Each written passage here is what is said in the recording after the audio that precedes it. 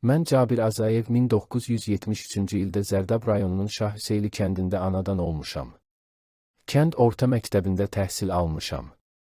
92-ci ildə hərbi xidmətə çağırıldım, Sanqaçalda hərbi təlim keçdim. Sentyabr ayında könüllü olaraq yoldaşlarım ilə birlikdə Ağdərə rayonunda yerləşən hərbi hissəyə göndərildim. Ağdərə, Laçın, Kəlbəcər rayonlarında torpaqlarımızın azadlığı uğrunda döyüşdüm. Bir neçə dəfə düşmən tərəfə kəşfiyyata getdim. Kəşfiyyatlardan birində 4 ermənini əsir götürdük. Onlardan biri özünə qəsd etdi, 2 nəfərini inadkarlıq göstərdiklərinə görə öldürdük, bir nəfərini isə sağ-salamat hərbi hissəyə təhvil verdik. Kəlbəcərdə gedən döyüşlərin birində mühasirəyə düşdük.